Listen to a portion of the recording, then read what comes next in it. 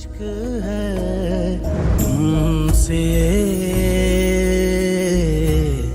ओ।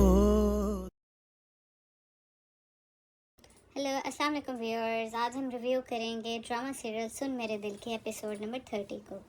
जैसे ही ये कि स्टार्ट होती है तो हम देखते हैं कि बिलाल अब्दुल्ला और हमशा आपस में बातें कर रहे होते हैं और बिलाल अब्दुल्ला हमशा को कहता है कि वो कौन है जिससे तुम प्यार करती हो, मुझे बताओ, मैं तुम्हें पैसे देता हूँ, तुम मुझे बताओ, तुम उससे बात करो, उसकी क्या कीमत है, मैं तुम्हें उससे मिलवाऊँगा।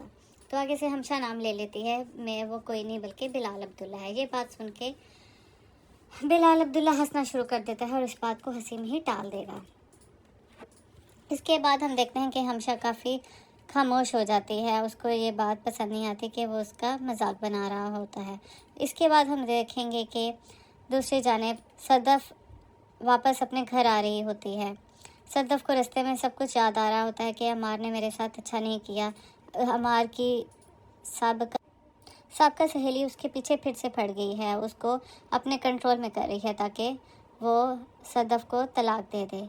तो ये बातें सब अब सदफ़ के सामने आ चुकी हैं और सदफ़ को यहाँ पे पता चल चुका है कि मेरा शौहर अमार मुझे धोखा दे रहा है दानिया के साथ मिलके।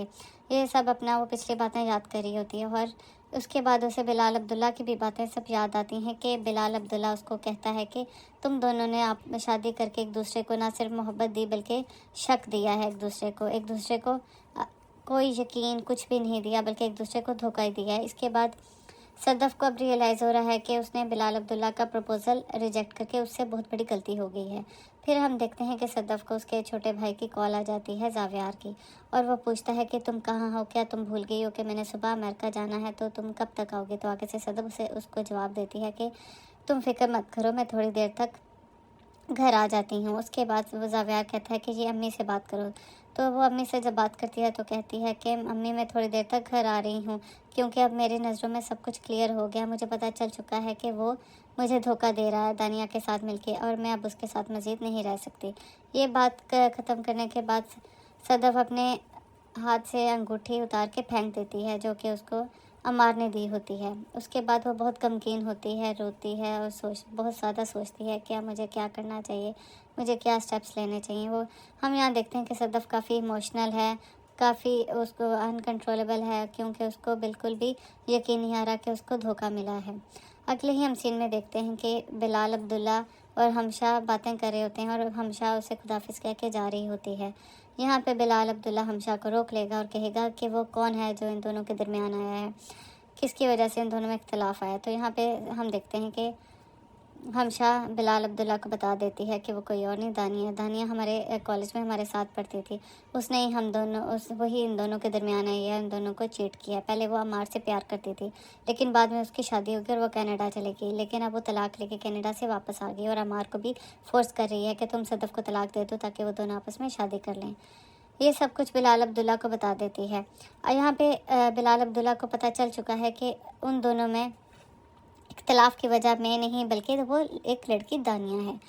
इससे अगले सीन में हम देखते हैं कि अमार दानिया के घर बैठ के ही अंदर मुँह धोता है और कहता है कि ये मुझसे क्या हो गया। उसके बाद वो वहाँ से उठ के जाने की कोशिश करता है तो दानिया फिर से रोक लेती है और कहती है कि आज हम दोनों ने एक दूसरे को मारा है, अब देखते हैं कि तुम किसके साथ खड़े होगे, किसके साथ फैसला करोगे, या तुम सदफ़ के साथ रहोगे या दानिया मेरे साथ तुम रहोगे।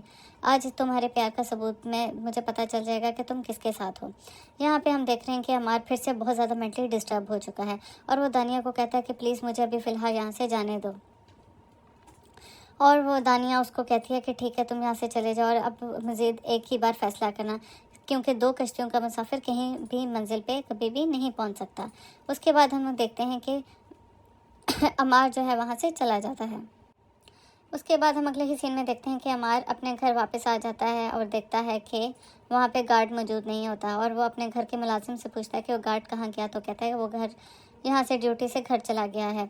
उसके बाद हमारे घर वापस अंदर दाखिल होता है तो देखता है कि उसके जो घर में मेड काम करती है वो भी उसने सारा कुछ बोरिया बिस्तरा बांध के साइड पे रखा होता है और कहती है कि सर मुझसे कोई गलती होगी तो मुझे माफ़ कर दीजिएगा, मेरा हिसाब आज ही क्लियर करके यहाँ से चली गई हैं और मैं भी अब यहाँ से जा रही हूँ। उसके बाद वो भी घर छोड़ के वहाँ से चली जाती है। इसके बाद हम देखते हैं कि अमार अपने आप को घर में अकेला महसूस करता है और सोचता है कि मैं अब तो यहाँ घर में अकेला रह गया हूँ। यहाँ पे हम देखते हैं कि अमार काफ़ी अपने आप को डिप्रेस फील कर रहा है।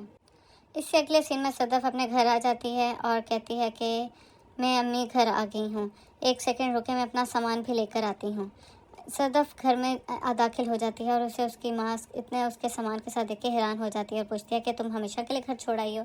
यहाँ पे सदफ़ जवाब देती है कि जी अम्मी, आज हमारे मेरे साथ सारे रिश्ते ख़त्म कर दिए और मैं उसे हमेशा के लिए छोड़ आई हूँ। और यहाँ पे सदफ़ कहती है कि ना वो मेरे साथ है ना मैं उसके साथ हूँ, बल्कि इससे बड़ी बात यह है कि मैं उसको हमेशा के लिए छोड़ आई हूँ। और कहती है कि मैं अपना सामान अंदर रख के आती हूँ।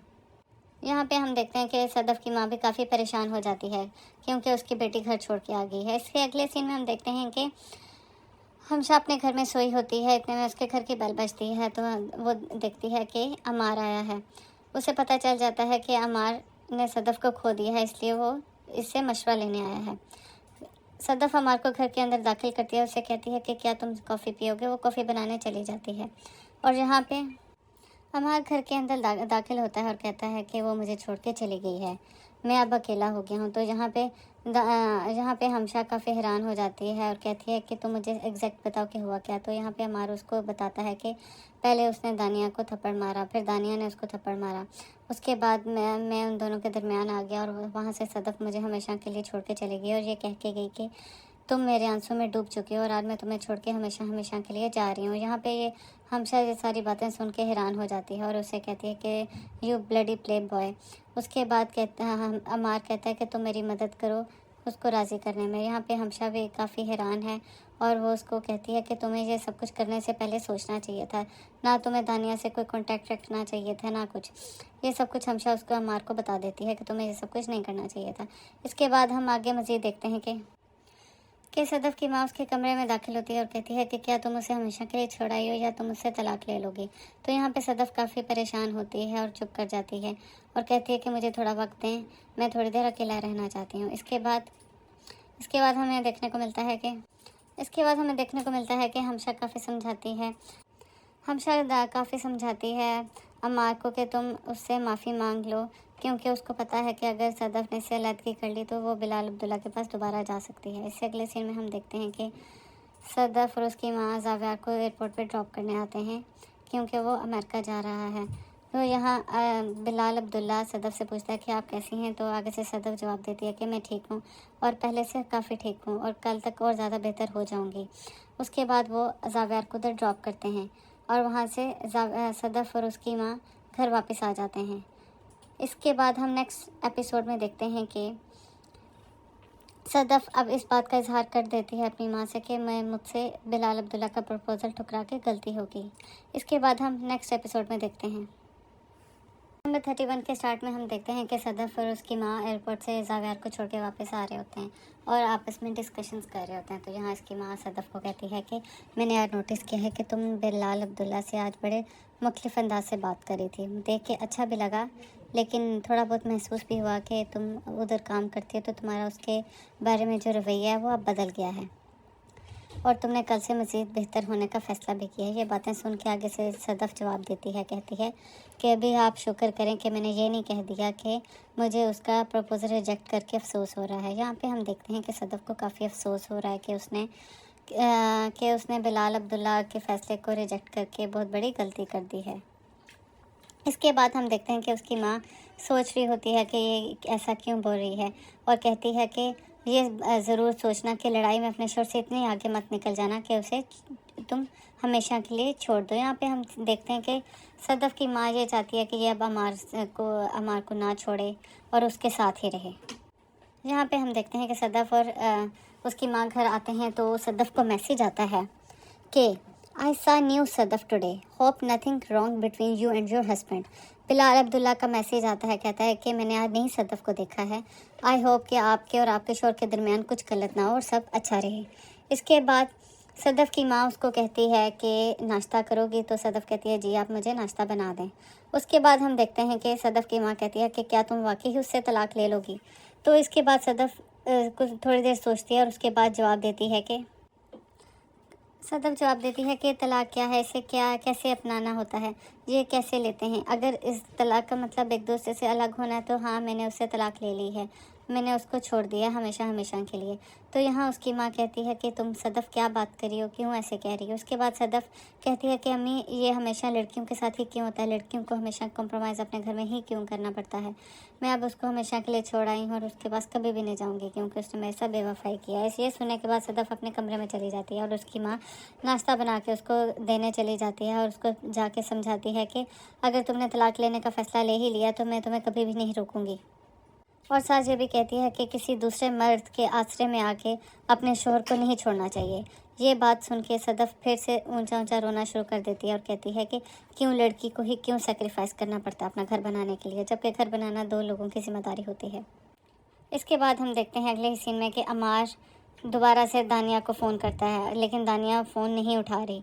उसके बाद जब दानिया फ़ोन उठाती है तो उसको कहता है कि वो घर हमेशा हमेशा के लिए छोड़ के चली गई है।